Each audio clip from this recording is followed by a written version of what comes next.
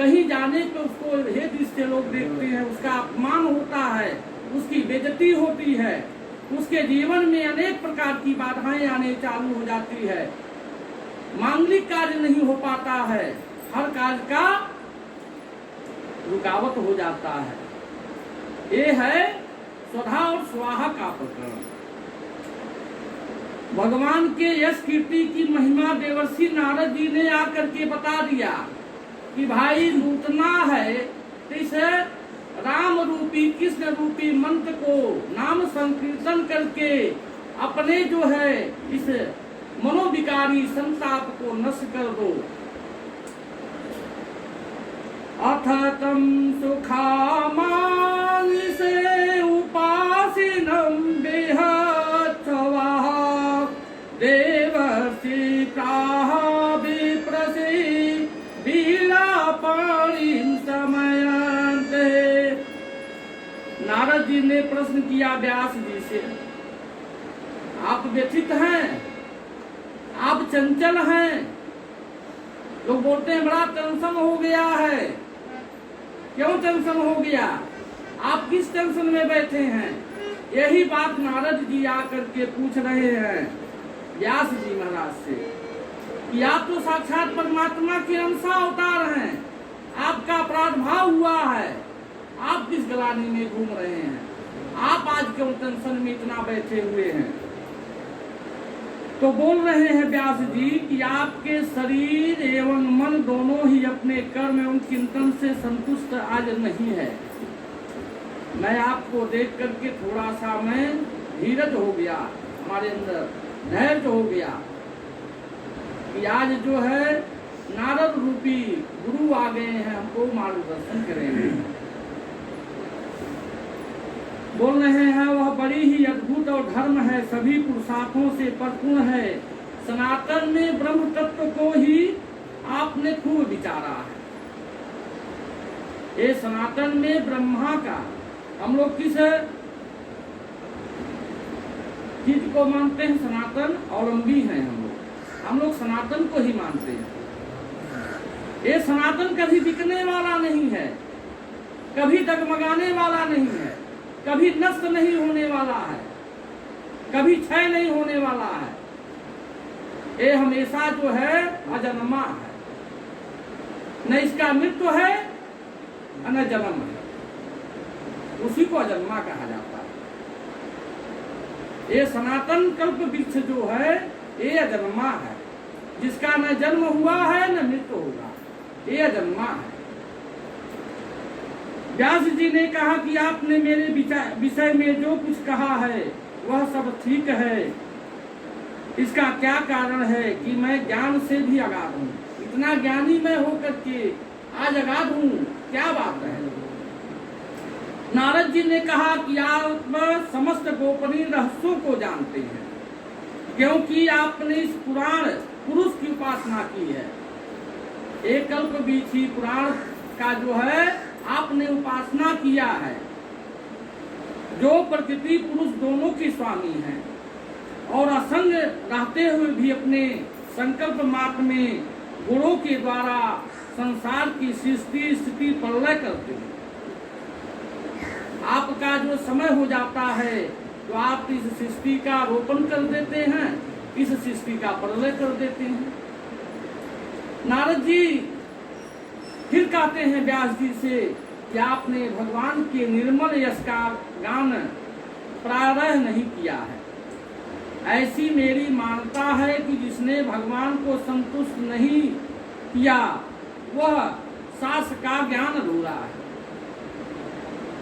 विश्वासम फलदायकम, विश्वास में ही रहस्य है। हम लोग अंधे हैं, हम लोग बहरे हैं, हम लोग नेत्रहीन हैं, हम लोग मंद हैं, हम लोगों को कोई ज्ञान नहीं है, क्योंकि हम मृत्युलोक में हैं। हमने पापिष्ट बुद्धि लेकर के जो है पूरे जीवन में समागम किया, विचार अच्छा रखा नहीं, हमको पता नहीं है ये पंचभूति कर्ण मूली कर्ण रूपों में ब्राह्मण भगवान के क्यों प्रिय माने जाते हैं। जिसने इस कलयुग में ब्राह्मण का सेवा कर लिया। कल हम बताए थे न प्रसंग में, कलयुग में प्रत्यक्ष देवता कौन कौन लोग हैं, जिसको हमें आप अपने नेत्रों से देख रहे हैं। कथा सुनने वाला कोई बता सकता है क्या क्या बताए थे हम? कलयुग के कितने देवता हैं? कथा सुनिए, पीबंती नरहा, ये पीने वाली चीज है। भागीरथी गंगा जो है तन को पवित्र करती है, ये भागवत रूपी गंगा मन को पवित्र करती है। जब मन में बैठाएंगे कोई चीज तो आत्म ज्ञान हो जाएगा। मन आपका विग्रह जो है अंदर पापिष्ट आत्मा जो बैठा है वो शीतल हो जाएगा, स्वच्छंद हो जाएगा, साफ हो जाएगा। गौ, गंगा, ब्राह्मण, अग्नि, सूर्य और चंद्रमा, जिसको हम अपने नेत्रों से देख रहे हैं। भगवान राम को कोई नेत्रों से देखा? नहीं देखा। कृष्ण भगवान को नेत्रों से देखा? नहीं। किसी देवता को आप नेत्रों से देख रहे हैं? नहीं। दुर्गा सप्तशती के 5वें अध्याय में दे दिए हैं कि या देवी सर्वभूतेषु छाया रूपेण संस्थिता नमस्तस्तै नमस्तस्तै नमस्तस्तै नमो नमः।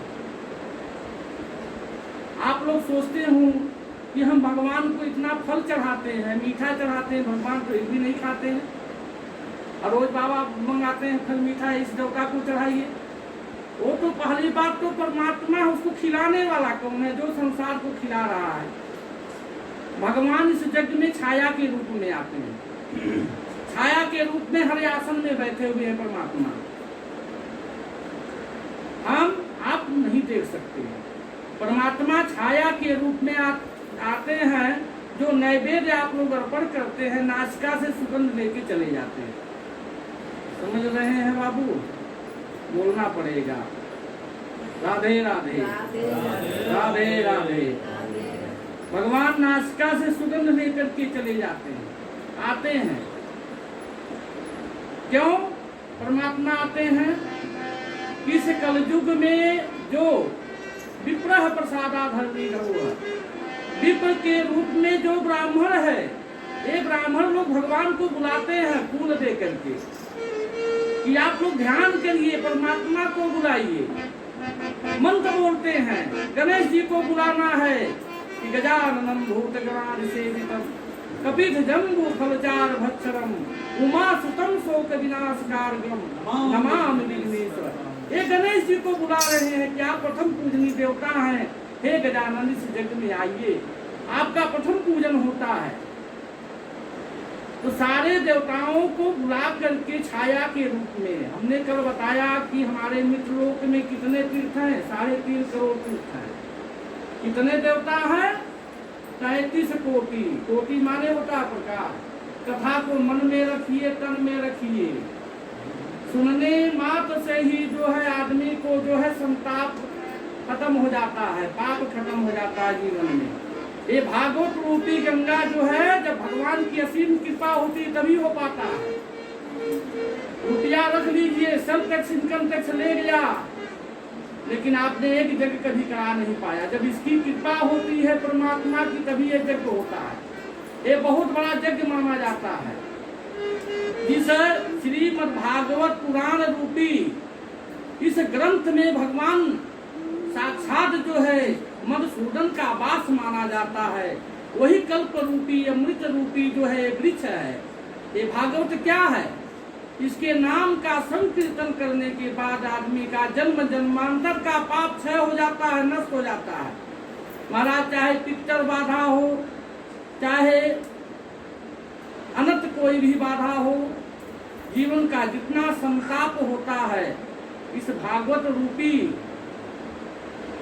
कथा को सुनने से हर पाप खत्म हो जाता है। व्यास जी के और देवर्षि नारद जी के कथन से जो है, नारद जी ने समझाया उनको कि आप जो है भगवान के अंशा अवतार हैं, और आप आज इतने विग्रह में हैं, इतने सोच में बैठे हैं, ये ठीक नहीं है। बड़े उपदेश देते हैं। बोलते हैं कि भगवान श्री कृष्ण के चरणारविंद का सेवक आपको बनना पड़ेगा और क्या भजन करना पड़ेगा, और मनुष्यों के समान देवत कभी आप बुरा भाव नहीं करेंगे, देवत के प्रति ईर्ष्या नहीं करेंगे, ऐसा नारद जी ने बता दिया। सारे सज्जनों को बता करके नारद जी को श्राप था कि क्षणम रुस्तम, क्षणम मातम, क्षणम देवम, क्षणम धत्यामम, क्षणम कूलम, आप क्षण मात्र कहीं टिक नहीं सकते हैं, ऐसा उनको श्राप था। उसके बाद जो है नारद जी वहां से निकलते हैं, वहां से निकल रहे, एक भूल हो जाता है उनसे। क्या भूल हो जाता है?